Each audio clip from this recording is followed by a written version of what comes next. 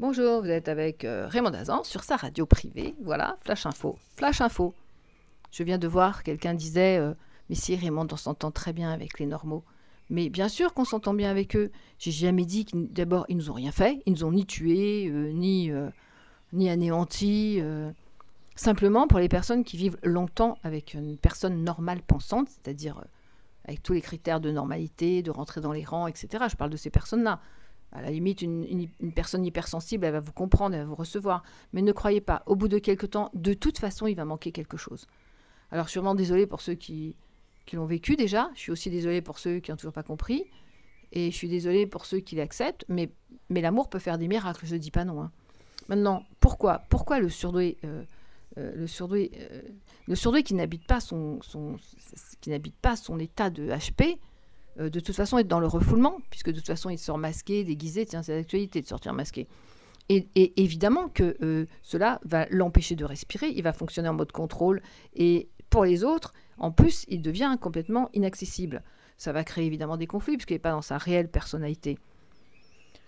Et en plus, dans son travail, il va soit faire trop et il va occuper 3-4 postes, soit il va être obligé de ralentir parce que les gens ne comprennent pas tout de suite. Alors, ce n'est pas ni une insulte sur les normaux pensants, ni quoi que ce soit, c'est simplement un état de fait, de réalité, de choses qu'on vit tous les jours. Donc, évidemment que le surdoué fonctionne beaucoup plus rapidement, il va être obligé de ralentir s'il est avec un normaux pensante, il va être obligé de passer par des process et des schémas qui sont pour lui rapides, mais qui pour les autres prennent un peu plus de temps, etc. etc. Donc c'est vrai que quand on vit à long terme avec une personne normale pensante et qu'on est surdoué, HP, eh bien oui, au bout d'un moment, il manque quelque chose. Voilà. Alors est-ce qu'on peut vivre sans ce quelque chose? Oui, pour ceux qui en font le choix.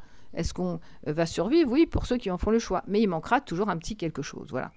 Et ne pas habiter son état de HP, c'est aussi passer à côté de sa vie. Donc... pour ces motifs, je confirme qu'entre HP, il y a quelque chose qui est beaucoup plus simple. D'abord, qui est du domaine du « je ne parle pas ». Je ressens, je ne parle pas. On ressent avec son cœur et on pense avec sa tête. Donc on peut échanger sur la pensée avec sa tête, mais surtout, on peut ressentir ce que l'autre, les besoins de l'autre et surtout nos propres besoins à nous, qui ne sont pas les mêmes besoins que les normaux pensants.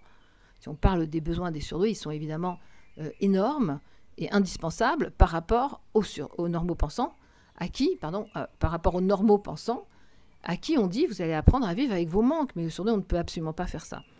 Bon voilà, donc le surdoué qui n'est pas dans ses baskets, enfin qui ne se vit pas en tant que tel, devient inaccessible, le travail l'oblige à ralentir, et évidemment que tout le monde rêve d'être normaux pensant, ça serait beaucoup plus simple. Moi, après 1 heure de conversation, d'échange, dans une détection, un patient ce matin, il me dit, à la fin, bon, il a quand même été convaincu qu'il était HP, qu'il devait fonctionner avec tous les mécanismes et l'identité du HP, mais à la fin, il me sort cette phrase, c'était la signature du HP, il me dit, et comment on fait pour devenir normal, Raymond?